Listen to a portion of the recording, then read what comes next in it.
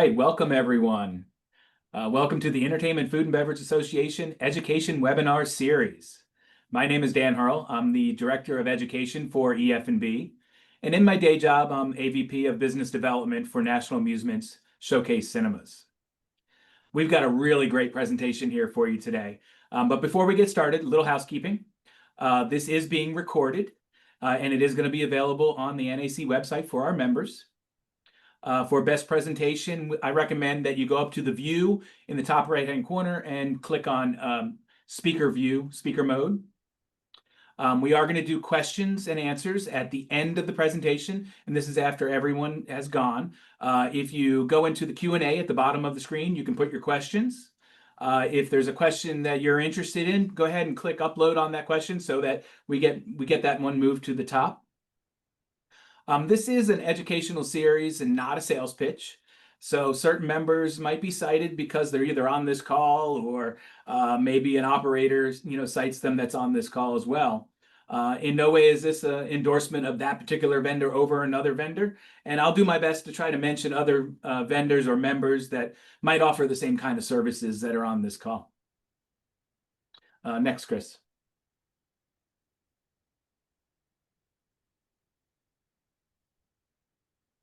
All right, no, there we go. All right, so we have our expo coming up. Registration is open. We've got a link in the chat. So pack your hat, pack your boots for San Antonio, Texas, September 16th through 18th. It's going to be a great show. It's a little bit different format this year. And talking with the expo committee, it's really going to be an exciting time. So hopefully everyone can join us in San Antonio in September. I hear the weather's lovely that time of year. Next slide. So our CCM class is coming to a computer near you. That's right. In case you haven't heard, we've teamed up with Cinetrain to bring you the Certified Concession Manager program to the World Wide Web. Cinetrain and I have been diligently working to update and convert this class to an online platform that students can take pretty much anywhere in the world. We hope to have the class available by the end of the summer. So if you're interested in taking the class or offering the class to your managers, scan the QR code to get on our wait list. Next, please. All right, so besides impulse candy, ice cream, bottled beverages, Showcase Cinemas, we have not really ventured into the grab-and-go or cafeteria-style concession world yet. This is a photo of our Hanover Theater. It's our newest operation. It opened during COVID. And we had planned for an area where you see that black tile wall on the right-hand side, or left-hand side, sorry. We planned for a kind of a grab-and-go area in that area, but it never really worked out because COVID was in mid-swing when that theater opened, and it just wasn't the right timing. So maybe coming soon, we'll do that. Next, please. So this is a photo of our flagship location, Legacy Place. As you can see, we've got impulse racks, but we can't really imagine putting barriers that would block the concession stand and kind of take away from the beauty of the stand. So we're definitely having some second thoughts. Next, please. Again, this is our flagship location. I was always taught that these bank lines make your lines look longer. You take everybody that's coming in a building, a 16-screen building, you put them in one line. Are you crazy? Why would you ever want to do that? You have 20 people, you put them in one line. It looks like a line of 20 people. It goes all the way around. You take 5 registers, 6 registers, and you put those 20 people in. Now those lines look a little shorter. So that's what I've always been taught. And I'm guessing there's a lot of people out there today on this call that are probably thinking the same thing, or skeptics like myself. Well, get ready. I think we're about to be proven wrong. Because as we went through this presentation earlier, I definitely have changed my views on this as well. Next. So up first, we're going to do Nicholas Benke. He's the Senior Director of Marketing and Insights for Vistar, and he's going to walk us through the layout and insights on what to do for your concession stand. And then we'll have Jason Brown, Executive Officer of Food and Beverage from NCG Cinemas, and then David Haywood at the end, Senior Vice President of Food and Beverage from Cinemark Theaters. So you're up, Nicholas. All right, thank you, Dan, and thank you for having me on the call today. So today I'm going to briefly walk you through an agenda here as far as some high-level queuing concepts and design pillars to think about. Also look at some assortment best practices as far as how do you utilize all the different snacks and beverage items and come up with solid decisions as far as what your consumers are looking for. And then lastly, we'll go into very briefly pricing strategy and elasticity examples. Next slide. So to kind of kick this off at a high level in terms of queues and queue performance. So this is becoming more and more ubiquitous across all retail channels of trade. You've probably seen this much more in the places you frequently shop. And the primary reason why we're seeing more and more queues out there today is because they convert. The queue concept was somewhat new over the last several years, but more and more retailers are seeing the conversion numbers being driven in a very meaningful and impactful manner. So it provides not only a better customer experience, but that conversion metric, whether you're looking at just getting more consumers purchasing food and beverage products, or you're looking to trade up or essentially add another line item to the order, the conversion metrics are there. And with Jason and David, they'll share some of these kind of specific examples, but at a high level, it works, and queuing, I think, is here to stay. Next slide. So when we talk about the basics of queues, we're going to go into three high-level concepts. One, how do you design a queue? And really that's about optimizing the consumer flow and how you consumers interacting with the queue. Looking at assortment and what are those best products that you can convert from a consumer perspective. And then finally, as far as those traffic patterns, as far as how do you navigate customers into the queue and make sure they have an optimal experience while they're kind of waiting for their checkout experience. Next slide.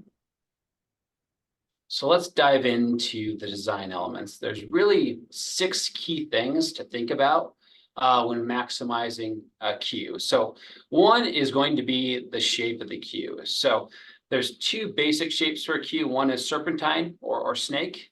These are more prevalent in larger format stores, but also the straight line queue. This obviously impacts the traffic flow and how you expose merchandising. Next, in terms of just overall engagement. So what are those interactive elements that you can put in front of the consumer, whether that's unique and differentiated items, innovation, or some kind of interaction while consumers are waiting in the line is very, very important. The navigation piece that we talked about on the last slide, as far as what are those directional cues to get people in the space and essentially get them having a good customer experience. And that all starts with the entrance, right? The first thing you want to avoid is not able to clearly identify the entrance. So being able to establish with proper signage or visual cues where the entrance is to avoid line jumping behavior and have shoppers have a very positive experience. The width is really, really important here too. And there's this fine line between too wide and too narrow. So, certainly there's ADA guidelines to certainly interact with, but too narrow can cause discomfort as well too. So there is this balance as far as how wide that width is to be able to have consumers interact with the products and certainly have a positive experience waiting in line. And finally, the height piece, certainly there's a couple fundamental elements.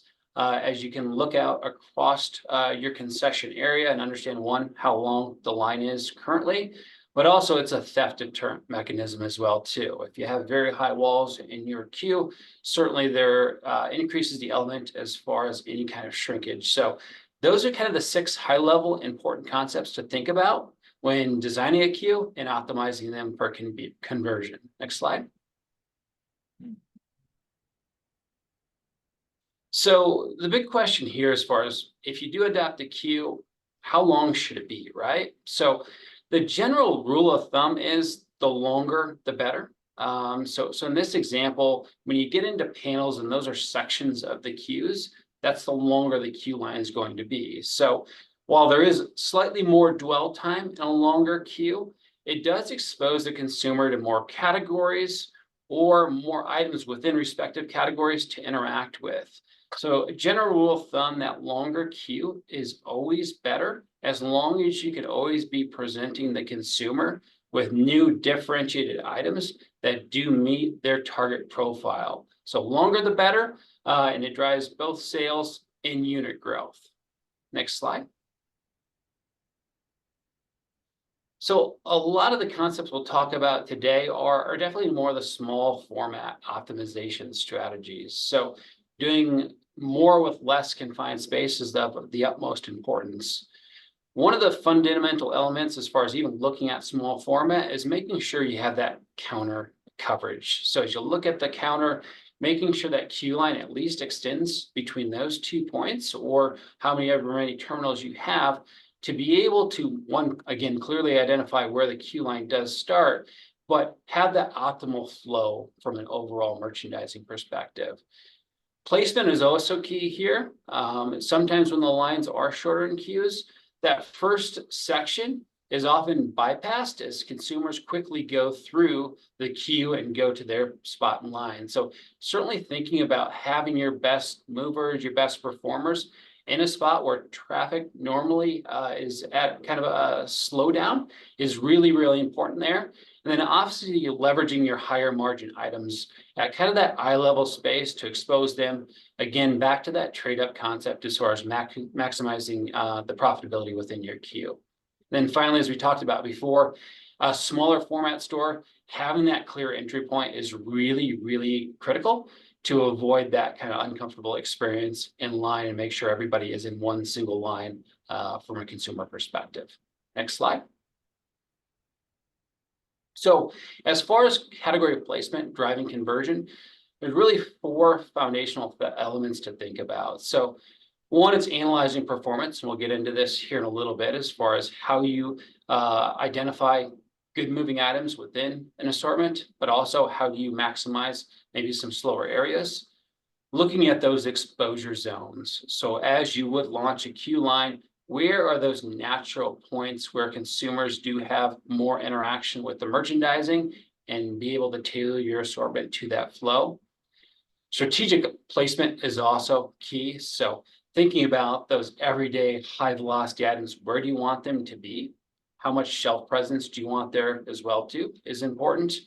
And then finally, as far as those measure results, just like in any other retail-based planogram, the assortment's never really done. But this queue line concept provides another foundational element to think about, and that's how the consumer is interacting. It's not a static shelf where you go up and interact with it. There's constant motion in this space. So how do you get that dwell time and that motion to maximize not only your customer's positive experience, but get that conversion metric, whatever that may be for your location going? Next slide. So as we talk about capabilities for success and kind of how we think about this from a Vistar perspective, this is really another transaction zone, how we look at this. So we take this through a variety of tools that we utilize from a planogram development perspective to look at what comprehensive assortment variety you should focus on. So looking at a lot of different data sources, we'll get to in the next slide or two to understand what that looks like. One of the other key foundational things is syndicated data. And we'll double click on this here in a second, but being able to understand where your gaps are from an assortment perspective. How are you performing against industry? How are you performing against retail? To really understand how your decisions are being made. If you have a queue that doesn't have the right items, that conversion metric is going to go down. So constantly looking at areas to improve your assortment is key here. And then the last thing, and this is more in terms of the qualitative data, but understanding who's coming into your store, right? Making sure you're optimizing to the right cohorts and really driving uniqueness or innovation that appeals to those consumers is key. So even within a given concept, not every location is created equally. So understanding what are those key geographic and demographic factors that can, again, rely on that conversion factor to get consumers into the store and have a positive experience and trade out. Next slide. All right, so as far as high purchase frequency categories, this again is going to be unique to your environment. But certainly when you look at beverages versus snacks, sometimes it's almost a 50-50 blend. And we see that somewhat in queues as well too. The numbers can jump around a little bit here in terms of do you have beverages offered in your queue from a cooler perspective. But generally, beverages, candy, and macro snacks do tend to perform best within queues, as that impulsive behavior does reside in a queue. But other elements to think about, certainly frozen, high frequency item that can have some trade up or increased purchase velocity is available. Obviously, you have to have a freezer built into the queue, but just another factor to think about when you think about that space to sales metric starting at the category level. Next slide. So in terms of sales mix, this is just how we think about this, and this is foundational for space to sales. So the example here is just salty snacks, but think about this for really any category as far as how you approach the space. Making sure that subcategory is checked, so whether that's potato chips, tortilla chips, corn snacks, or other snacks, understanding that those dynamics are important from a consumer perspective and be able to meet those requirements, whether that's by manufacturer or by brand as well too, to make sure you're not only picking the right items, but assigning the appropriate space for this, the given queue as well too, is really foundational as far as a high level metric perspective. Next slide. So back to this data-driven assortment selection. Now that you know that the categories that you are interacting with, you have the internal sales data to say, okay, well, we're doing well in tortilla chips, maybe not so well in potato chips. How do we look at that channel-specific industry data to say, how am I performing against the industry is one of the things we do look at from a gap analysis to really understand, are you over or under indexed per given category? And given the opportunities, how do you change your assortment or think about categories differently? And then finally, as far as syndicated data, we tend to find C-store data as well as value are pretty good indicators as far as how consumers generally shop and behave if they had a near endless variety of assortment across all measured retail channels. So understanding generally how consumers shop, where they do convert, really, really foundational in terms of building your strategy. But long story short, as far as takeaway on this slide, the more data you have at your disposal, it'll allow you to have much better assortment decisions. Next slide. So as far as space allocation, and I'm not going to drain this slide, but certainly sales measures, productivity measures, and dimensional factors are really, really important. So as you talk about all these foundational elements as far as category assortment mix, making sure you aren't putting an overemphasis on labor as far as restocking items, or even worse in terms of if you have a great selling item, but you only give it one facing, and if you're out of stock on that item at 6 o'clock, 7 o'clock on a Friday night, you miss that at sales opportunity. So really understanding that case pack as well as pack out on the shelf are other foundational metrics that we look at to ensure that the customer experience is optimal in a given queue. Next slide. So as we kind of round this out, these are some of the more important factors we look at as we do an analysis for our customers in general retail environments as well as queuing. But understanding where those opportunities are, looking at things like total sales revenue, looking at pricing, whether there's a value or a trade up component to their mix. Velocity, really, really important for a number of things. Productivity, which is the dollar metric tied to velocity. And then finally, distribution points. How many locations are you stocking a given item to ensure you have consistency from a consumer perspective, but at the same time be able to tailor to, again, those geographic and demographic needs. Next slide. So to kind of round out this conversation as far as assortment is concerned, the critical factors here as far as targeting those multiple segments, knowing who's coming in your store, very, very important. To create additional excitement around the category, always think about trending items or maybe even seasonal or LTOs to keep that queue fresh for your repeat customers. And then finally, stimulate product trial, whether that's new items or new flavors, new pack sizes or forms, all opportunities to think about to drive trial for your customers. Next slide.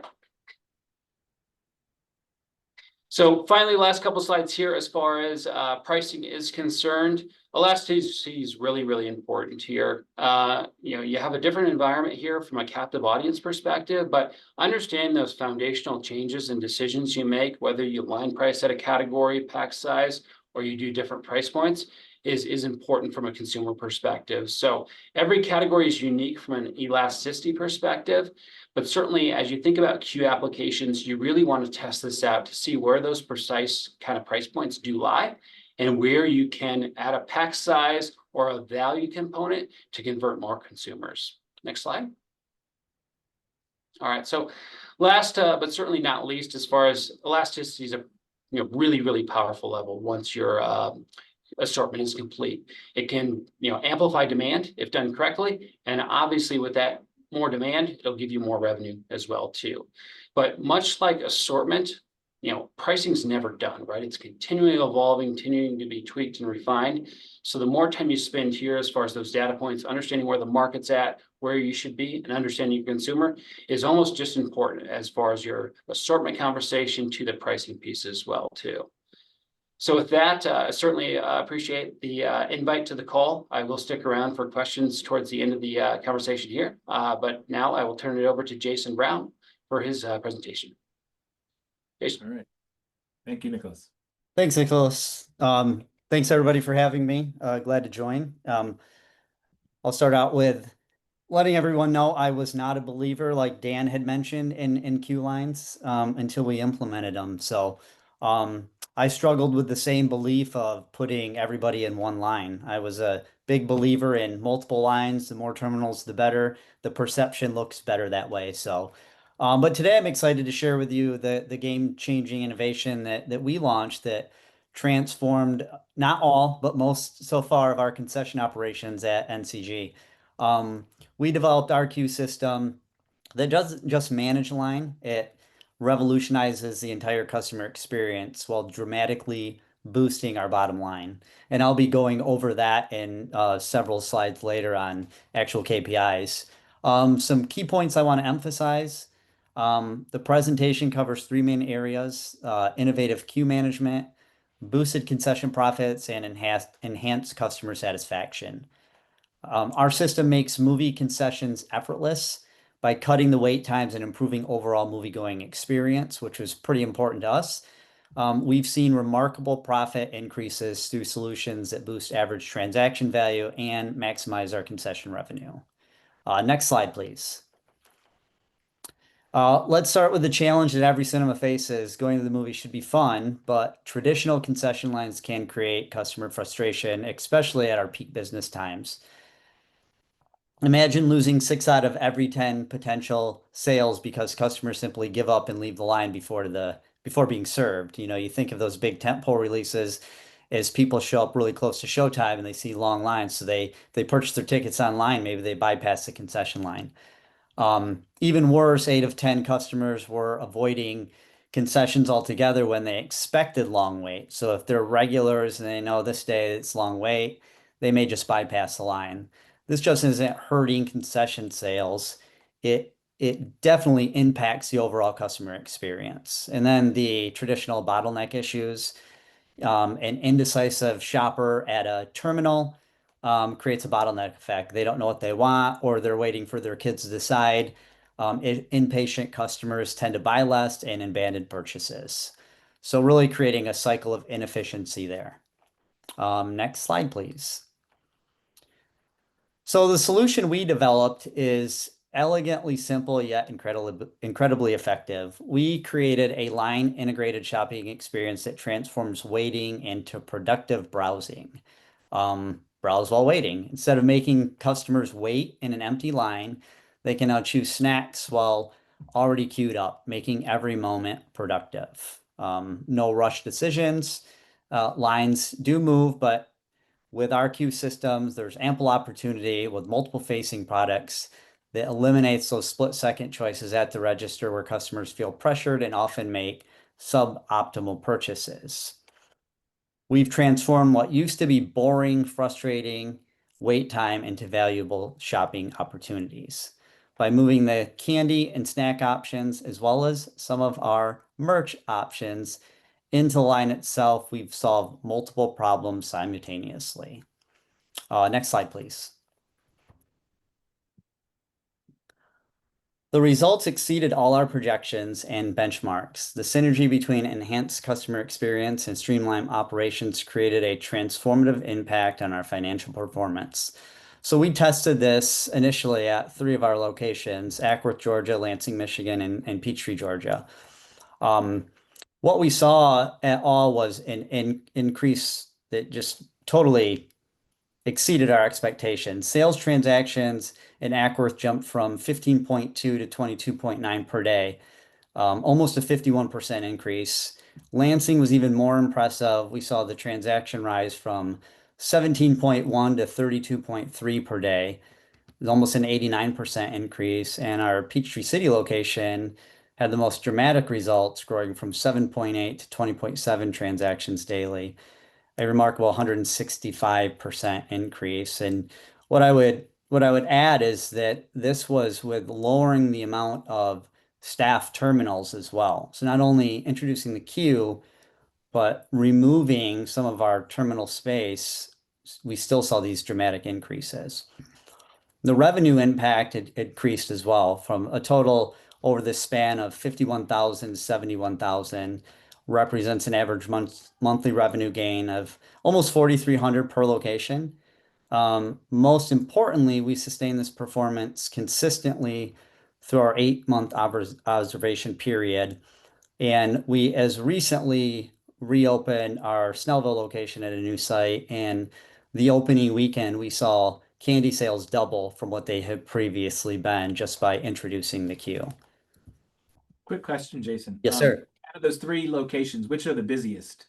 Lansing and Ackworth are our top 2 performing sites. Okay. They go back and forth between attendance levels. Lansing is about 10 minutes from Michigan State, so obviously during college season they get a lot of the younger crowd. But yeah, they those 2 go back and forth for 1 and 2, and then Peachtree City is one of our top 5 performing locations. Yeah, why do you think the increase was so big at that location? I mean, what's So Peachtree City, I believe, so well, one, we introduced an IMAX, which increased attendance. But Peachtree City went for more of a traditional base. And we had a big focus on a management change, so some retraining with optimizing, upselling within the queue. So we brought in basically a queue line ambassador, which is still in development, but really putting somebody in the queue that's pushing, our specials, our sales, certain products that may drive, or to Nicholas's point, is adding those seasonable or rotational items into the queue for your regulars so it stays fresh. Wow. Next slide, please. So the smart investment, our ROI on the queue line.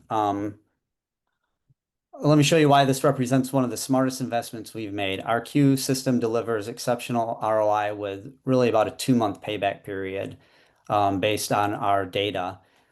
Implementation cost, it does range based on size of queue, but we're right around 11,000 to install the queue system across the locations we have implemented in.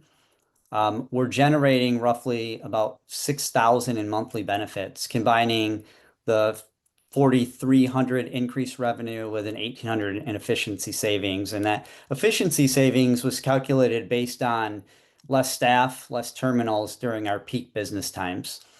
So that payback timeline, drops down to roughly a little bit under 2 months. I believe the actual figure is 1.8. So definitely, if you're considering it, there's a great ROI on it.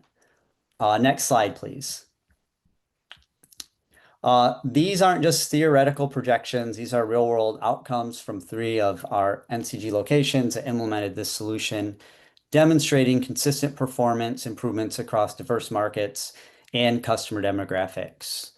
Ackworth sales volumes grew 51%, generating an extra about 7,500 in monthly revenue with a per cap increase of 41.5%. Lansing sales volumes grew 89%, adding roughly 13,500 in monthly revenue, with a per cap increase of 36.7%. And then Peachtree City, again, they skyrocketed by 165%, generating additional just over 12,000 in monthly revenue and a per cap increase of 63%. Our Georgia locations tend to lag a little bit behind Michigan in our per cap sales or per cap numbers, but Peachtree prior to this was in our bottom 10, and now they're in our top 10 for per cap. What makes these results particularly compelling is the consistency across locations with different sizes, demographics, and historical performance metrics. The implementation team noted that these improvements occurred without any significant disruption to normal operations. Most of our consumers now, they understand what a queue is. As Nicholas stated, as long as it's clearly marked with an entrance, where do you enter? From there, they know what to do. Um, the other key component to this with full development and staff training, we completed these really with minimal training to the staff, about 1 to 2 weeks, if that. Staff as well, they understand what a queue is. So um, it does change a bit of the upselling techniques when they get to the counter, which we're still working on additional items there, but it's been a great success for us so far. Now let me ask, before this though, did you have any grab and go or impulse racks or anything on front of the stand? So at our Ackworth and Peachtree City locations, we had just a counter mount candy rack, which was very limited in SKUs, probably 10 SKUs on that rack. Um, at Lansing was purely traditional, candy behind candy window. So really the point I want that, and then the cashier grabs it. Um, with the queue, we've over doubled the amount of SKUs with our candy selections. And to give you an idea, our latest queue we launched in Snellville, it incorporates 875 peg bags on the queue. That's not counting box candy or our salty snacked options that we'll be bringing in. So the impulse is definitely there, which is great. Next slide, please. So for top performers, what sells best? And this was based on these three sites. Our Cube dramatically boosted candy sales, with some products seeing growth of up to 148%, making these top performers key to our concession success. Nerds Gummy Clusters, which I know everyone's very familiar was our highest growth performer, showing the power of strategic product placement within the queue. Additional top performers that we identified, strong second place performers and solid mid-tier growth performers that consistently boost revenue. Bunch of Crunch. Um, this one was unique because it's a boxed candy. It's one of our only boxed candies we have outside of Milk Duds. And Nicholas touched on this too. At eye level, the Bunch of Crunch is on the top shelf, and it's more at eye level. And we saw a huge boost in sales with that. And then Reese's Pieces, obviously a popular brand, and then the M&M products also sold exceptionally well. Next slide, please. Our queue system dramatically improved operations across the board by streamlining snack purchasing process. We drove service times faster, higher customer throughput, and enhanced staff productivity. So we had a 43% faster transaction rate. We cut transaction time from about 2.8 minutes to 1.6 when I pulled this data. I did pull data early this morning, and we are under a minute now at most of our sites with queue. Now that does depend on movie genre and your customer base coming in, but we're continuing to see that transaction time go down, which is great because we can move people through much quicker. 61% more customers served. We're achieving dramatically higher throughput during peak hours. And then staff productivity has boosted. Each employee can now handle more customers per hour. And this was a lot of feedback from our staff that they were a little leery of the queue. They love it. It makes their job so much easier. They don't accidentally grab the wrong product. When someone says peanut M&Ms, they grab plain M&Ms, for example. So it's made their job a little bit easier too, and we appreciate that. Our customer base appreciates the convenience. Our staff was able to serve them more efficiently. This transformed the overall customer experience, making it faster, easier for moviegoers to get their favorite snacks without long waits. Next slide, please. So our concession transformation, unveiling how everything worked is, we evolved this from our first launch from a basic stanchion system to a more comprehensive solution featuring customized merchandisers, strategic product placement, and collaborative design that we worked with AICP on, all to optimize each cinema for a unique space. So we look at the space that we have in our lobbies, and then we design our queue around that space, which again, Nicholas touched on, counter dimensions, width of lobby, length of lobby, where's the entrance point, where's the exit point. How do we really drive our consumer to enter it on their own without walking around it and just going up to the terminal? So the customizable design with the stanchion panels, I touched on this, but 875 plus peg bags, letting us showcase a wide variety of confection, snacks, and box goods. We work close collaboration with AICP to create custom solutions with each cinema receiving tailored layouts optimized for space and traffic flow. And then we focused on bringing other items into the queue too, blanket baskets in high visibility areas, dedicated shelvings for box candy, and strategic beverage and ice cream coolering positions. That is something we decided to do out of the gate was coolers and ice cream, Dippin' Dots right in the queue, which has been a great success as well. Next slide, please. So for how it changed everything, our queue system transformed both customer experience and business metrics, creating a win-win solution with relaxed browsing and increased sales. Customers went from rush decisions with anxiety about holding up the line to relaxed browsing with time to explore all options. Instead of limited time to consider options and frustration during peak hours, they now have stress-free selection process and opportunity to discover products. One of the other benefits is when you have the family-oriented content, kids, it's natural that they want to grab something, and human nature dictates that people don't like to say no. Parents most of the time will say yes. So you're gaining additional sales.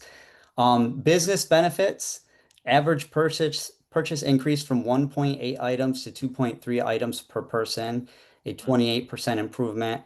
Staff handle more transactions per hour. Impulse purchases definitely increased from our at the counter grab and go options to the queue line. We saw a 35% increase. And then queue abandonment rate down 17% from just lines being in a line when they have a mobile ticket where they can bypass the line to just under 3%.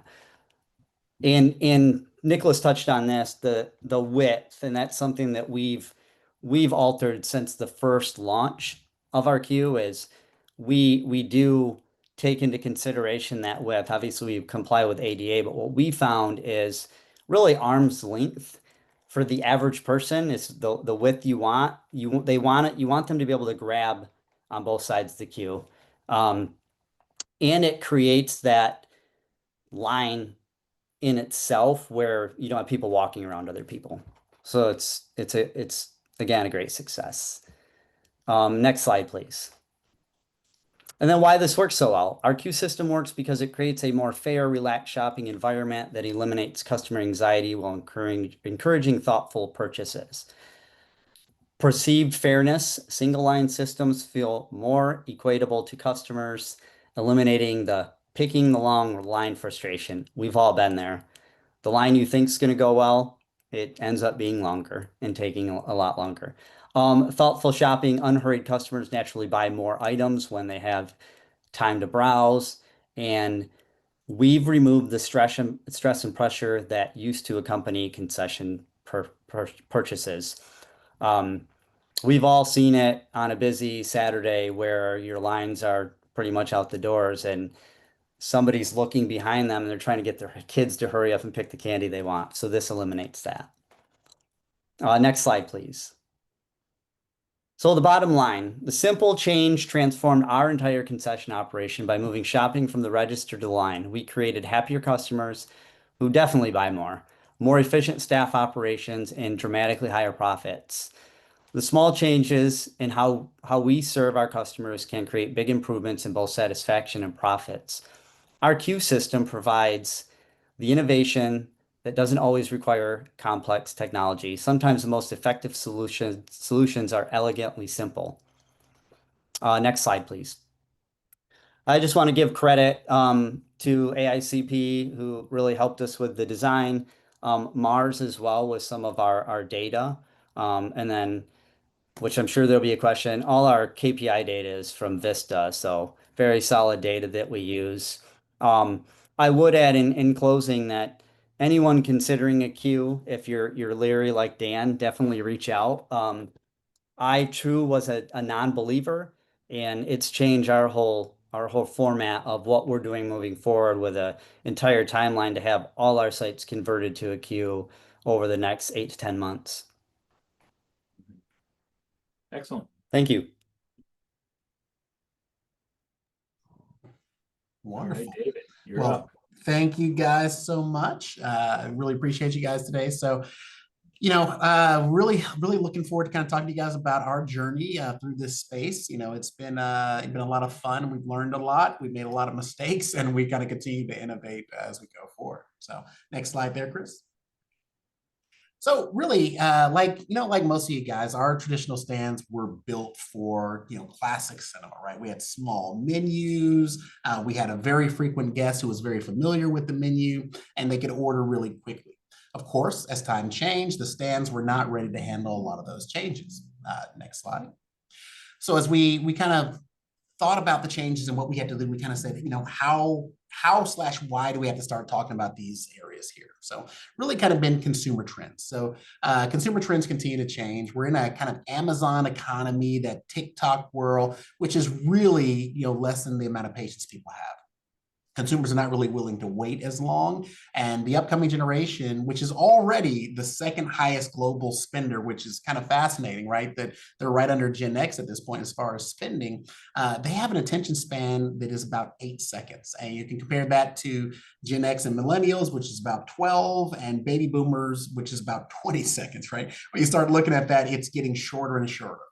So we can really kind of couple that with guests arriving later. The recliner world kind of had people start showing up a little bit later. And then really the cards start stacking up against us. There's not a lot of time to necessarily make those changes, those choices.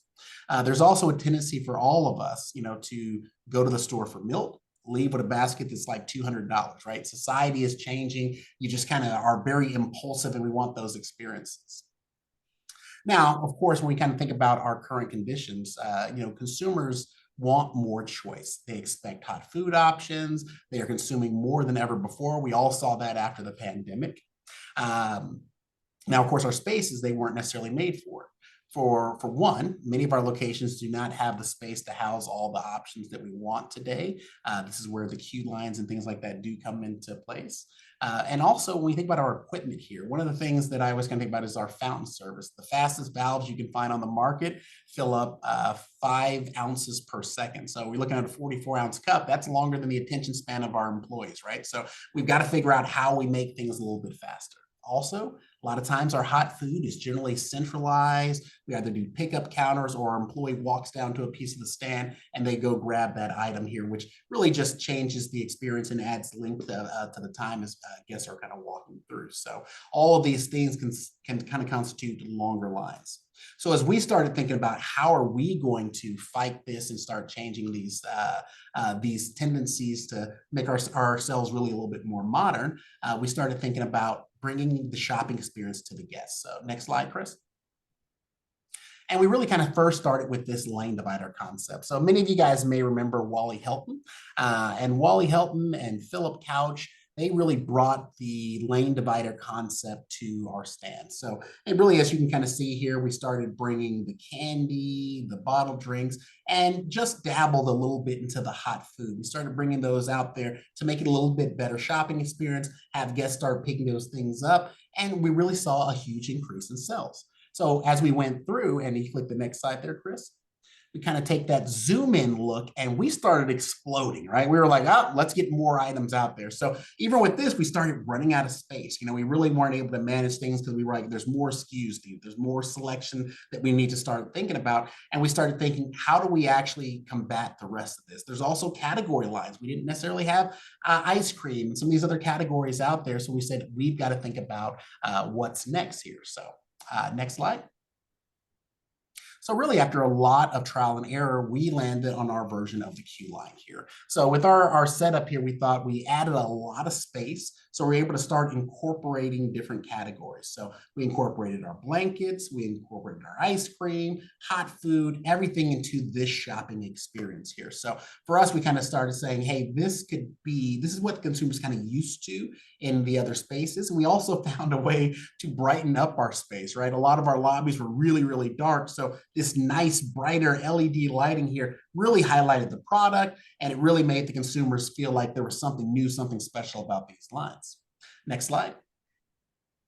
So this is kind of that, both of these are the same location here. These are the last two views we saw in the last few slides here. And I just want to kind of talk about our journey through this. So when we were looking at the lane divider, we really focused on, that first step of grab and go. We had lit displays, but they weren't quite these nice LEDs. We were melting candy. We really didn't know what we were doing. We're making mistakes out there, but it still helped the guests kind of walk down there. We were able to expand our candy selection. We were able to expand our bottled drink selection, and really kind of started creating a brand new experience. Over the time, as I showed you, where we started bleeding out of there, we started introducing merchandise racks. We started playing in a lot of spaces that really all of a sudden didn't give it this nice look that we really wanted for the consumers. Kind of drop down to that queue line journey here, and we kind of feel like we introduced something a little bit new. We designed new racks. We focused our sites on queuing principles. We started introducing planograms into the space. So everything started becoming really, really intentional as we started looking at how we can improve the space. Next slide, Chris. Here's just another example. And you click one more time for me there, Chris, too. Another example of another location that we started transforming. And you can actually see our merchandise racks there at the end of one of those lane dividers. And it was really segmented, it was far from the stand. It really just wasn't a natural part of the flow. We sold a lot of stuff, but it really didn't bring the flow all together here. Kind of like I talked about before too, we started getting all these other categories in, and every single one of these categories really becomes a new opportunity. We introduced new hot food into these locations that have the queues, because now we have more space there. A lot of our queues now end up with 4 to 5 hot food racks, just because we can move so much hot food. And that's anything from our awesome Rico's nachos that really provide a nice, easy grab and go, our Eisenberg hot dog, everything in there just becomes nice grab and go there. Next slide. So how did we land on our version of the queue line? Well, it really started with our problem statement, derived from research on low-performing locations. We were having such success with the lane dividers, but we were still noticing there were some gaps here and there. We also leaned in with our partners. Huge shout out to Chris. Chris with AICP, he was a huge proponent of queue lines for probably the minute I got into Cinemark. He was already starting to talk about that.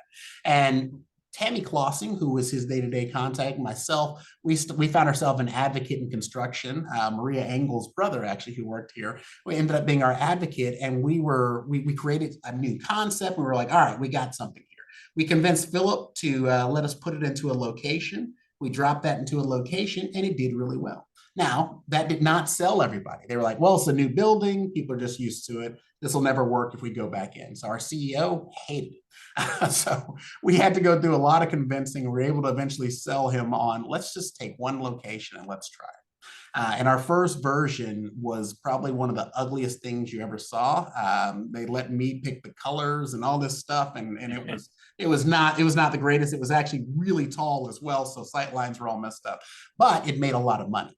So once we started seeing the success, we were able to, okay, let's fine tune and refine that design here. And we were able to kind of go and just really go really fast and get this out. And we were just seeing, you know, similar results to Jason there. We're just seeing these huge lifts. We're able to pay it back really quickly. So it really became really an exceptional experience for everybody.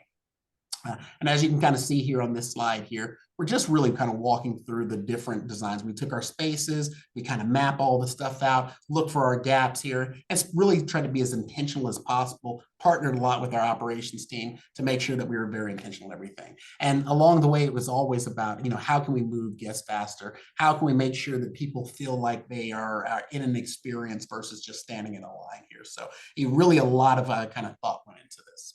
Next slide. So I want to talk about another concept. So this is another concept. We inherited what we call the cafeteria style stands from Century. So Century built these types of stands. We inherited them and we actually built some as well. It's a really ultra efficient way, and it's another version of this kind of grab and go model.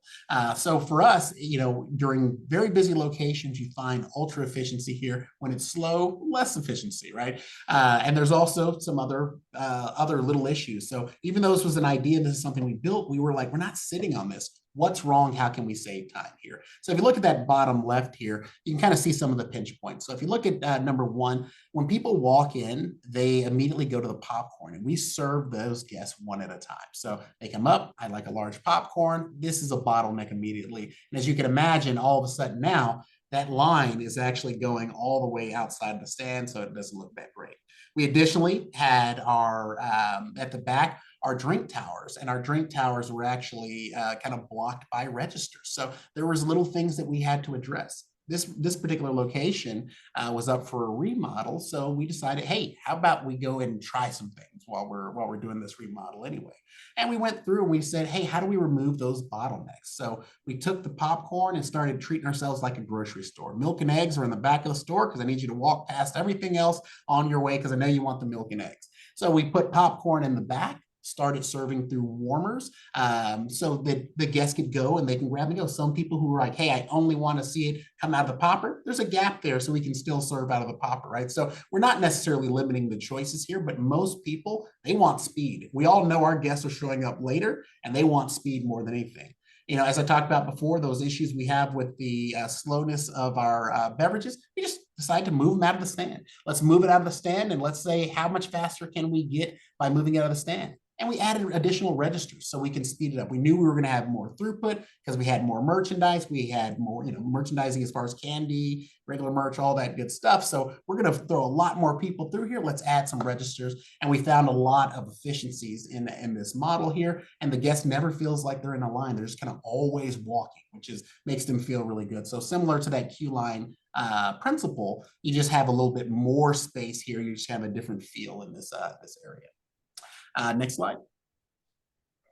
So these are just some pictures of it when it was finished here. Just kind of nice, clean look. It was look bright. You know, as you can kind of see in the back, we had these large menu boards here because, you know, the menu boards are, I'm not gonna say useless, but that's not how you shop in this experience, right? You're just grabbing and you're going here. It's like the old Lubies, right? You're just gonna go through each place. I grab my hot food, I grab my popcorn, and I go check out. So really just kind of a different experience, but worked really well. The bright, beautiful merchandisers look really good, and the guest still sees the popcorn as a show, right? Because it's that right there front and center, and they just kind of have that nice feel for it. Next slide. So really, as we kind of come to the end of this, we wanted to kind of talk about as we continue the journey. So the queue lines and what you saw in the cafeteria style, that's where we're at today. But we're always looking to see what else is next. How do we tweak? How do we make sure? So some of it's using that retail mindset. So some of the simple things, and click one more time for me, Chris. Some of the simple things is thinking about planogram. And as Nicholas kind of talked about there, it's how do you make sure you have optimized planogram, make sure you're looking at vertical and horizontal brand blocking. We're using that retail mindset to change our space and actually make bigger impacts. Also, it's not just retail, right? And that's the thing that's so amazing about our industry is we're not just retail, we're not just QSR, we're a little bit of everything, right? And you have that QSR mindset and you start thinking like a QSR. You know, McDonald's and all those places, they're just thinking about how can I save 2 seconds, 5 seconds, because when you start adding that up over the course of the year and the amount of transactions, how many brand new transactions can I flow through here? So we always got to kind of look for what are those little things that we can do to save a little bit of time. And then at the end, we kind of think about resources here. You know, the good thing is EF&B, that's why we exist, right? So is to make sure we can help be a resource, you know, guide things. We have wonderful partners here that we can help out. We also, you know, Mars is a huge shout out to you guys as well. They helped us with transaction zones. So our partners have the best research out there, right? They're always looking at these pieces, and it's not just the Mars, it's the Copes, it's the, you know, Perfetti, it's everybody's out there doing this, and they want to help us because they know that when they help us, they're going to go ahead and make sure they sell a lot more product for us. So, you know, and you know, lastly, we want to make sure that we're embracing, you know, technology, making sure we can kind of find out what else can make the process better for you and the consumer. Because if they have an amazing time at the concession stand, that's just the beginning of that amazing experience that they're going to have on screen. And then the last thing is thinking outside of the industry. You know, our industry is fantastic, but when we're looking at how we make ourselves better, you have to go look at the Chick-fil-A's. You have to go look at a Walmart. Yeah, you're looking at all these different spaces to find out what are they doing, and then what can we bring and how can we apply it to what we do. So with that, Chris, we go to the next slide there. Just want to say thank you guys from our popcorn guy. I appreciate you guys and all that you do for us. So, and I'll kick it back over to you, Dan. All right, thank you so much. That was outstanding. So I've got some questions for y'all, and we're starting to get some questions in the chat as well. You know, one of the things I think is we talked about this earlier, so it's a preempted kind of question. But at the end of the night, what happens there, and what do you guys do? And I can give this to both David and Jason. You know, what's the secret? Do you lock everything up? Do you leave it open? What have you seen? Well, you know, we have done a lot. We looked at both options. So we kind of ended up being a hybrid. So we looked at like, hey, do we put these tamper resistant doors and buy all these things? And ultimately we were like, is that necessary? So we kind of created a covering for our racks. But the thing that I thought was most interesting is that when we were first kind of launching these out, you know, sometimes the curtains were forgotten. So we had some theaters go like a whole week waiting, and we were like, let's see what happens. I was like, let's just kind of find out what happens. And are people really as dastardly as we thought, right? And we found out in a lot of cases, people weren't stealing, right? We have managers in the lobby at the end of the night. You know, there's just not a lot of that's going on. We still provide the curtains because it makes people feel comfort, but not every theater uses them anymore. So it's just a curtain, right? It's not. Yeah, just a curtain. Doesn't lock or anything. Okay. Keeps honest people honest, as I like to say. People's heads are exploding out there. I can guarantee that. Yeah, and we're very similar. We have sites that to this day they don't cover it at all at night. But to David's point, we have managers in the lobby. We have some other sites that just use a simple black sheet. Put it over. It's more of a visual deterrent than anything. But yeah, the people we found the same thing. People aren't as dastardly as we think. So. And the cleaning crew isn't helping themselves at night. No, I mean, we have cameras in all our buildings, so Yeah, you know, we do stock in and stock out as far as counts. And we attempted our first queue to take everything off and then put it all back on, and found really quick that we would spend more in payroll than we would in possible theft doing that. Yeah, So, yeah. Now, are you doing any novelty items on your queues where people can just grab them and go up to the stand and fill them? Or? Yes. Yep. Yeah. Excellent. Question for Nicholas. On selections like salty snacks. Do you see that deviates from the popcorn sales when you have chips and other items that are salty?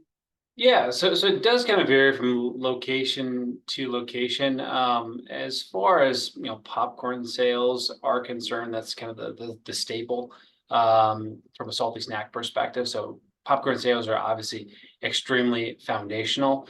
What we do find from a salty snack perspective is when there is that item added in, it is more than likely incremental to the sale. So it's either the consumer that wouldn't previously purchase a popcorn item, or somebody just looking for a different flavor profile or a spicier option when it comes to salty snacks that are trending. So from a broad perspective, the more you get into that category concept, certainly you have to be mindful of the popcorn, but certainly there are consumers out there that are looking for other options for salty snacks, and it does tend to be more incremental than not from a assortment perspective. Nice. All right, so we're getting some questions in the chat, and I think we should answer some of those.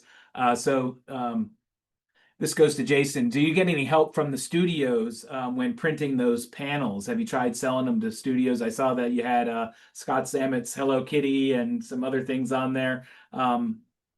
Yeah, so we've done some sponsorship. Our Snellville location, we have a Clips studio. They sponsored that with their logo. So helped a little bit with that. And then Taste of Nature, Scott. He did a sponsorship for our Ackworth location, and we have another one that's going to be implemented in our Peachtree Corners location, which we just opened that queue last week. So we are in process of reaching out to studios. We have nothing confirmed, but yeah, with those panel systems, it is a possible additional revenue stream and can help pay for the cost of the Q panels themselves. Now, you were saying your marketing people really wanted their name on those panels Oh yeah, in a previous conversation. and you were that's able what to we talk found around is that? initially our initial rollout with the Q panels, we did a vinyl banner and it just said NCG. And as we optimized the panels through AICP and went with a little bit more robust, people know where they're at. I mean, they know they're at NCG and not another location. They picked us, so why would we brand everything with our logo when we can optimize the efficiency and potential buyback of these Q panels by leveraging our partners in the studios or our vendors themselves, which the goal is if it's vendor sponsored, let's sell more of that vendor's candy. Right. Yeah, I would think that would help push those candies Correct. quite a bit. We got a question. Are you scanning barcodes when you're bringing the items in, or having to punch these things manually at either of the locations? We're doing all just POS button. Okay. We're doing a little bit of both, but I will tell you, and I don't know why still, it is so hard to get my employees to want to scan instead of use the buttons. Interesting. It is so weird to me. All right. So when you design these spaces, have you moved away from locking doors and very expensive to replace? So I guess we kind of answered that already. Yes, you're not locking them up. That's just mind blowing. Leaving them open. Anyone trying self-checkout? So we are on the path to try it. We were actually chatting about this earlier. No idea what it's going to do, but we do want to do our due diligence to find out if there's a there. So yeah, we were talking. Yeah, and we're down the road. I've had some conversations with MassGen about their terminal to set it all down and scan it option, but we're still looking for some speed and people in the cinema industry. And when you go to the movies, you still want to interact with people, is what we find. So it'll be a bit before we dabble down that road. We'll let David go first. We're excited. We just want to learn, kind of figure out what's there. Yes. So our industry is changing, and as consumption stays this high, we do think there has to be alternatives that are out there for us. Another question: is there still a space for lane dividers being successful? So yeah, absolutely. We actually haven't fully converted yet, and we do actually think there's some locations that still may make the most sense because they don't have they're not super busy, right? So the queue line, they're gonna, to Nick's point earlier, they're gonna be so fast walking through it that we're really just wasting money probably at that point. So I do think there'll still be a world where lane divider makes the most sense. Most sense. Okay, great. From an anonymous attendee. So very who is this is for David. Who's the vendor who provided the white grab and go cabinets? Yeah, no, and we've used several. We've used Anton has done a lot of ours, Anton cabinets. There's a company called Spectus that we've used, a company called Opto. So really the design is the most important part. All these cabinet manufacturers are fantastic and they can do all the amazing work out there. You find one that you're comfortable with and find that design that you're working, because that's, we did, it was, I'm legendary around here for my awesome PowerPoint skills, just using blue boxes and then trying to get somebody to turn that into a sketch, right? So you find what works for you, and then you kind of find you have a cabinet made. If you have a cabinet manufacturer that you are comfortable with, they will absolutely be able to do this. Yeah, so I'll use this opportunity to plug some of our members, including Proctor, Vivian, Yes. and Prime Ticket. So very active members, and I would definitely look to them. And of course, AICP. And I completely agree. And all those are fantastic. Proctor is trying to help us on the next generation of our cafeteria stuff, right? And they actually created, I think, most of our original lane dividers, right? So there's all kinds of they're an amazing partner, and they're very innovative in the space, of understanding cinema. They've been doing it forever, right? Yeah. So a question about the panels: are they custom made, or are they just like off the rack and ready to go? I guess that goes to you, Jason, from AICP people. Yeah, so we do each order based on layout. So some of them are more custom. I mean, yeah, Steve has 42, 48. We do have a 6-foot panel, but we do each order individually. And then the graphics we subcontract that through AICP as well. So they're all shipped in one shipment, and we install the queue at one time. And it's a collar system, so there is some permanency to it. And what I mean by that is you can't just grab one set of stanchions and move them. It's all interconnected. So similar to a casework, but I think it is expandable too. If you wanted to add, stanchion ropes, you can, to extend it out on your busier nights, or you could also shrink it down if need be. Right. Excellent. So it's easy enough to move around for Yes. cleaning too. Yeah, we tend to leave them in space, and really clean around. Because what we're seeing is the high traffic flow is within the queue, so you're really cleaning the foot traffic area. The other parts where the actual stanchions sit, they don't really get touched. That's just a quick vacuum.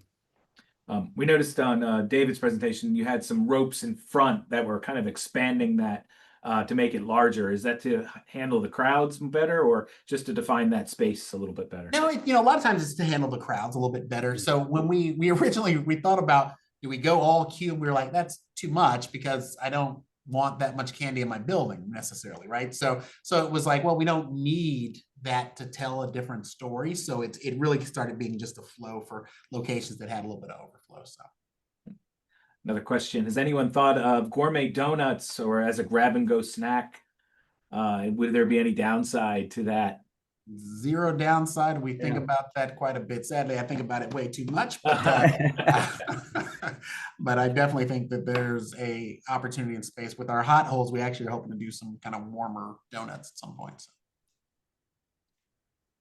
Of course, Proctor can do them as well. We already mentioned, because they're a member. Do you still maintain selection of display at the snack bar for employee to pull an item that's in the queue? So like, yeah, do you have some of those candy items? One of the things that we do, we have a combo of the month that we're constantly pushing, and they might get upsold that combo in front of the stand. And now you got to tell them, okay, well, where's your candy? That kind of thing. So do you keep a selection back there, or is it pretty much everything out front? We pretty much have everything out front. We keep a few of our more popular sales, or to your point, Dan, if we were running a special with a candy upsell, we'll do some of that. We are looking at also bringing in as a final sale option at the counter some smaller items, like single grab items, like a single grab candy bar, or you think of like at a gas station, for example. So right up at the terminal for a final sale opportunity. Nice. Question for Nicholas. Does Vistar provide similar insight services, planogram ideas for catalogs or emerging items? Yeah, 100%. If you are a current Vistar customer today, if you want to reach out to your local rep, they can certainly connect you to me, and we can kind of sit down and have a one-on-one consultation as far as what that looks like. If you're not a current customer of ours, you can also just reach out to me direct.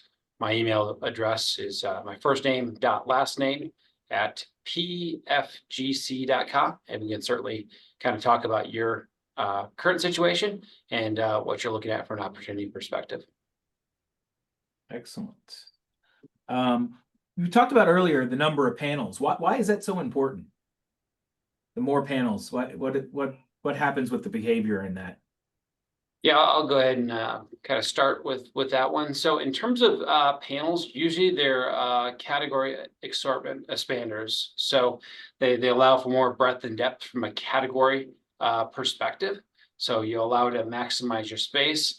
It also allows you to stock more on shelves as well too. So you minimize out of stocks, and obviously that reduces so a certain labor component for your higher volume stores where you don't have to have somebody constantly restocking items that their peg hooks or shelves are depleted. So certainly there's a variety of factors that go with that, but more often than not, we see that a category assortment expansion as well as inventory on shelf help drive incremental sales there. Excellent. And then the width, you guys both talked about the width being very important. I mean, why do you want that perfect width? You don't want people passing other people in line, or what if you're sitting there dwelling at a space, and don't you want someone to be able to walk past them and get to the register sooner instead of holding everybody back? What does that look like for you guys? Yeah, ours aren't so tight that you can't walk around somebody, but they're tight enough to where we have that dwell time. I'd put it that way, and you can really reach out with both arms and touch each side of the panel. So you have opportunity on each side to grab with different product. Or if there's a cooler on your right, there's the panel with the candy on the left, for example. So I think that and then you're talking size of lobby too. Yeah. You want to create an optimal space for good flow without taking up too much room. And we all love sight lines for sure. We create these big beautiful lobbies and then put queue lines in them. So it's still gotta look presentable. Mhm. And I think it's also a deterrent. So people are less likely to steal if you have somebody in front of you and behind you in line. It's just human nature. There's a lot. Most people have a conscience, so uh, Yeah. we've seen that as well. So I'll Good. just add briefly onto that too, as far as obviously you have that width minimum size, but certainly in a lot of instances you're with a group. So you'll want to have that kind of side by side interaction as well too. So there's that kind of social concept to it as well too. And it creates interaction talking about the merchandise while you are waiting there in shelf. So there's a variety of reasons why the width is important, but I think Jason kind of hit on that as far as that arm length width as far as the side to side is generally the normal acceptable terms without getting too technical on the actual dimension specifics in there. Question for David, because I know he's doing a lot of hot food out in the front. How do you monitor those holding times? I mean, your same principles that you're doing in the back, right? You're still Okay. testing. You've already done whatever analysis you need on what your hot hold is and what those standards are, right? Because there's the time that something will hold, which is usually a lot longer than the time that you're satisfied with the quality that you want.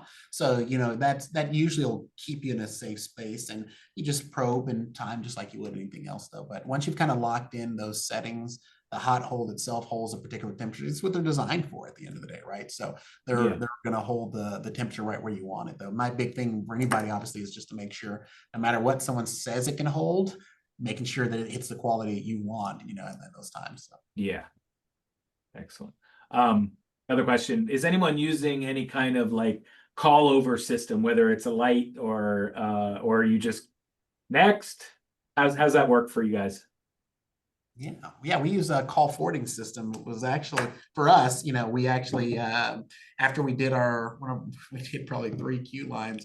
I was struggling, so I called Chris and said, "Hey, man, you ever met someone who does this?" And just lo and behold, he did, and he was Okay. able to connect us with the same people who do like TJ Maxx, Uh-huh. and it is the cheapest system in the world, and it's so effective. Wow, that's good. And there's no wiring, right? It's all remote, or it's all radio waves. So there's not even any like wiring that you need to hardwire or anything. So we've loved it, and our teams and our guests love it. So here's another question. What is the percentage of loss or increase versus increase? And I know we talked about this on our pre-call. You guys said you saw some locations that had less loss. Correct. I think a little bit what Jason was talking about a minute ago with the people keep others honest. Right. And I will say I had a location who and I won't say we had probably had more than one, but one in particular, we had a location that had a pretty sizable increase in theft, right? But they were in Compton, right? So it's our Baldwin Hill Theater in Compton in California, right? And they want to remove it, and I say, fine, that's absolutely fine. So I went and I said, but before we do that, let me just show you what your numbers are, right? So as though they had a lot of loss, their sales were so much higher ever since they installed the queue line that by percentage it was actually less, right? So yes, there was more shrink, but as a percentage of your total sales, it wasn't that high. So you would be giving up a lot, right? And that, I think sometimes it's our mentality, right? We're still so focused on who's stealing from me, but we've got to, once I said, think outside of our retail. Walmart knows it's being stolen from, and they're doing what they can to correct it, but they're not going to lock up everything, right? Yeah, and we found similar patterns. Same thing. A little more shrinkage, but much higher sales volumes. Mhm. All right. And another question about merchandising for the really cool popcorn vessels and stuff. Are you guys using anything in particular? And who's making it? And if you So we are, used we've demoed this at a few sites so far. We used Golden Link and did some shippers with Minecraft, and um I remember the GM in particular was really, he wanted to lock it all up as just a display case. People are going to steal that, and we had zero theft with that. Zero. okay. We didn't have a ton of it, but um we sold every piece of it through the queue with no issues. Worked really well. What is the sell-through time on like one of those shippers? Gosh, that one for Minecraft was Well, yeah, okay. So take Minecraft out a of couple hours. it. For did you do anything for any of the more recent, lesser lesser No, known? we have, in our next one will be Superman and Okay. Jurassic World. So really we're looking to implement the bigger tent poles right now, and then we'll bring it in. But for an example, we started our blankets in a shipper, same concept, and those sold really well. I mean, I've I'm at the point where I believe if anything you put in the queue will sell. That's what we found so far. Okay. And we do integrate the merch into our key lines. They're kind of designed to also house the merchandise. There's just different attachments and fixture, that you put on there. You can put hooks or baskets or whatever else you want to put on there. But we also are working on upgraded displays for merchandise, because merchandise has become so big in our space that will serve as a display, but also serve as a selling place that we can kind of attach to either with the queue lines at the entrance and locations that don't have queue lines as well. Cool. That's still in development. Another question about average variance. What are you guys seeing? On a change, kind of like we talked about before, it's been reduced, right? It's Yeah. not as a percentage of sales. We're not necessarily seeing a ton of lift. I apologize, I don't know all those off the top of my head right now, but we're not. I'll say our COGS is going down. Yeah. Yeah, and I would agree. I mean, we track COGS pretty closely. We dropped at our sites where we've installed queues 1 to 2% in cost of goods, which is significant. Yeah. Now I will say, and for anybody looking at this, the initial, at least for us, the initial jump in COGS we had was because we changed the entire mix, right? The amount of candy and for us bottled drinks as well that we were selling, the mix shift was different. Total dollars was up, total incidences were up, all that stuff was up, but it does change your COGS because the mix, obviously nothing is going to ever give us as good as margin as fountain and popcorn. So Yeah. So on the last question, with all these extra spaces to put items, are you more likely to test new items, and what time of the year is the best time of year to test a new item? What are you seeing? Yeah, we're definitely testing new items, and we're looking at really any time to try to get through. We're a 6 month tester, so we want to really get through either peak summer months or peak holiday months to get a true gauge on, is this tested item worth keeping? Do we run it? Is it a summer only item? Is it a holiday season item only? We work closely with a couple of our vendors on bringing in some unique things during each of the peak times, and we run it for a minimum of 6 months. Excellent. And I agree. We're same thing. We're testing all the time, testing different categories of product. Looking at, hey, we have the space. What does better for you mean for us, right? So, we're looking at all types of different product, but it's constantly testing because you have the space. Good, good. All right, we are well over time now, and I do want to be respectful of everyone's time. Thank you guys so much for being on the panel today. You have been awesome. Thank you for all the people in the audience out there for joining us today. And we look forward to seeing you in San Antonio, hopefully in September. And that'll probably be sometime in November. We'll do our next webinar. Fantastic. Thank you guys all for your time today. Thank you. Thank you. Bye-bye.